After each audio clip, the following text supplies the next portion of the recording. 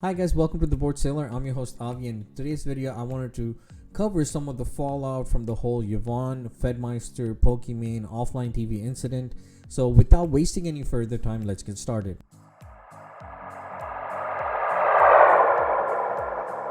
Now you can easily search on YouTube for Fedmyster, Pokimane, Yvonne, or offline TV, and you'll see that there's so many channels covering this topic that involves the four that I've mentioned and the fallout from all of it. But in this video I actually wanted to cover some of the comments that I've seen on Yvonne's initial coming out and sharing her story, which I totally commend her for. That was truly brave to come out and talk about a very dark moment in your life that you've been suffering for such a long time in silence. To finally come out and share your side of the story, I was really surprised and shocked, honestly, with some of the comments that I was reading. And in this video I just wanted to take a couple of them and just give my reaction to it. Now I want to preface that by saying the people whose tweets I'm about to read, please do not send them any hate. I actually think it's a good thing that they shared their view, they shared their opinions, because it allows us a place of dialogue and a place of understanding to see how other people think and how other people approach a situation in a different way than what we do. So again, to the people whose tweets I'm about to read, please do not send them any hate, please do not troll them, let them be, and let's just try and have a conversation. That's the whole purpose of this whole thing. So on June 27, 2020, Yvonne came out with a tweet saying my truth. She posted in length everything that she had gone through, very detailed, and again, you can read it. It is shocking, it is real, in the sense that you will feel every single word, every single sentence, and yeah, definitely give it a read when you can. But after Yvonne shared her story, these were some of the comments that I found. So this was the first one. It basically reads, how about you take some accountability? You said nothing when the situation happened, and even directly after. You continued to pretend to be his best friend while you filed away your Me Too movement. You were uncomfortable. I get that. Still on you to put up boundaries and enforce them, beds included. The thing is, like, people have continued within the same thing. Here's another tweet that says, a drunk guy making a move on a girl, wow, that's extremely traumatic. And to be honest, it is like it absolutely is. To trust someone to be your friend, and for that friend to violate your personal space, I think is absolutely like disheartening, is distrusting, is it's equivalent to being stabbed with a knife on your back. And the fact that she kept it bottled up or filed away, I think every victim has that right to come out with a story whenever they feel comfortable. There's a whole time they need to process to get over that moment, because initially you have that thing that, did this really happen to me? Did this person on whom that I put so much trust, this person whom I called a close friend or a best friend, do this to me in reality? And that sets after a long time, and once it sets and once you realize that it's real, that it's happened to you, there's a whole another process where you now actually have to deal with it. You actually have to come to accepting it, that this happened to you. You have to come in terms and say that what do I do moving forward? So in that time, like, if she decided to be silent, if she decided to be normal without letting other people know what she was going through before she processed it completely, that is absolutely her right. And there's no timeline or expiration date that says, if you suffered a traumatic incident like this, if you were sexually abused or sexually assaulted, you only have a week or a month or a year to share your story. Victims have the right to share the story when they want, how they want, and with who they want. But then I found this along the thread, and basically says, I'm sorry, but is someone touching you in an inappropriate manner not considered sexual assault? In my opinion, absolutely. It doesn't have to be something that's always spelled out, or the consent is given or not given. The moment you make someone feel uncomfortable, the moment you touch someone, especially when you don't have consent, especially when you don't know those boundaries, you absolutely shouldn't do it.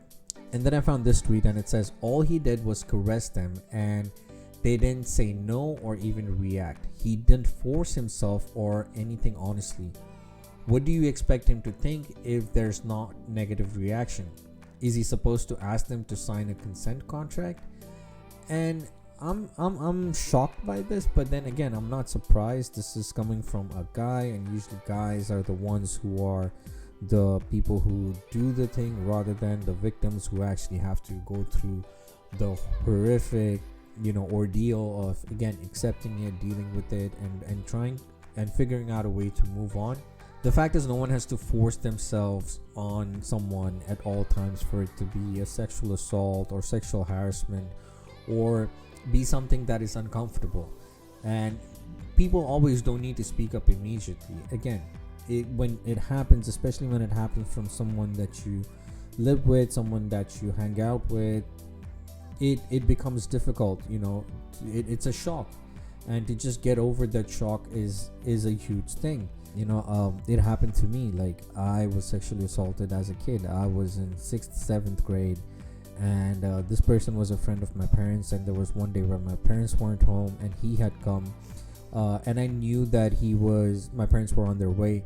So I obviously opened the door, let him in, and I clearly remember I was studying biology, and he was a doctorate student, and he sits down and he's going over, helping me with studying, and before I know it, his hand was caressing my butt under my pants, and it was shock. Like, I couldn't do anything to push him away. I couldn't do anything. I just was sitting there in absolute utter shock. Like, what is this happening to me? Why is he doing this? And when my parents came, I acted normal. I acted normal for 10 years, and one day when I was arguing with my mom, it came out of nowhere that this happened to me, and her first reaction was, no, he can't do that. He's not that type of a guy. And I was adamant, like, Mom, he did this. And then my mom just broke into tears. But then moving on, another person said she could have handled it a lot better. Therapy, getting it real emotional help, and not just putting it out in public for people like show and tell. If she was gonna take his career, she might as well have sent him away to jail. Here's another one. This was by Poki. If someone isn't listening privately and you are aware of their power, influence, plus likelihood to continue behaving inappropriately towards other men in the future, it gets to a point where it can be important to put up a public warning. And I'm sure they've probably addressed it in some way previously. This has been going on for a while, so maybe they tried to do their part as friends, as being part of the same content house, and informed him. But they've also seen in that video that Poki had made that when Fed was very critical when it came to taking criticism. He reacted in a different way. He would probably go and speak bad about that person to other people, to the friend circle. I know Poki was talking about that one incident where she was interested in a guy. The guy came for the party, and basically Fed went out and said, hey, me and Poki are a thing. And later when Poki confronted Fed about it, he basically started spreading rumors and lies, which tarnished some of the relationships that she's had. But again, it just basically shows that Fed has his own way of dealing with criticism, and it wasn't the most best way. But going back to this tweet, if she was going to take away his career, and that made me think, really, is his career gone? And so I went on Fed's Twitch, and I see that his Twitch is still active. 588k followers. Yes, he hasn't twitched or streamed in a while, but his Twitch is still there. It's not banned. Sorry, my face is red from the screen reflection. And I also tried to see if Say No to Rage's Twitch was still active, and it seems like it's not. Actually, a couple of days ago it was. I don't know if he took it down or something happened, but as of right now, Say No to Rage doesn't have it. I don't know if Fedmyster is going to lose his Twitch privileges. Again, Fed has come out and said that, yes, I've made people feel uncomfortable and I need to take some time off. And absolutely, man, take your time off. You also have to deal with the things. You don't have to apologize to me or any of your Twitch streamers or any of your Twitch followers. The only people whose apology matters in this case is Yvonne and Lily. Everybody else doesn't matter. You can apologize to your friends. in offline TV, Scara, Toast, Pokey. These are the people, these are the close friends whose apologies matter, not the people who follow you on Twitter or not the people who follow you on Twitch. Whenever you do decide to come back, I'm absolutely sure that you will still have your Twitch followers. I can even guarantee you that the day you do decide to come back will be your best streaming day ever. There'll be so many people just watching you. Based on all these comments, I can absolutely assure you that, again, the day you decide to come back, the day you make that announcement that you're coming back to Twitch, on Twitter you're gonna blow up. You're also gonna blow up on Twitch the day you stream.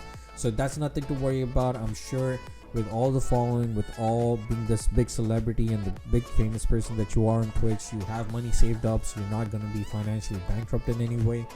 But yes, I do feel that you need to take a long time off from being on social media, on Twitch, to focus on you. And whenever you feel that you've done everything that you need to be a transformed human being, you will come back and you will be welcomed with open arms.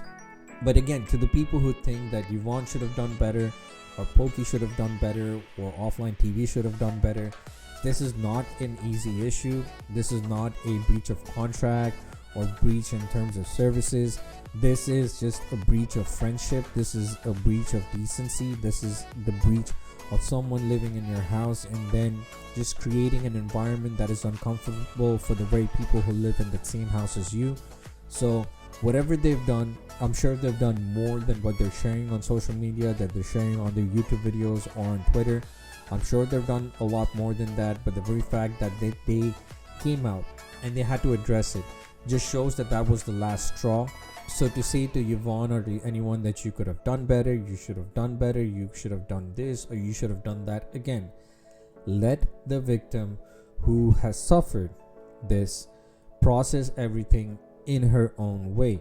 She has, again, every right, she has every liberty, and absolutely she should be doing it the way she wants to do it.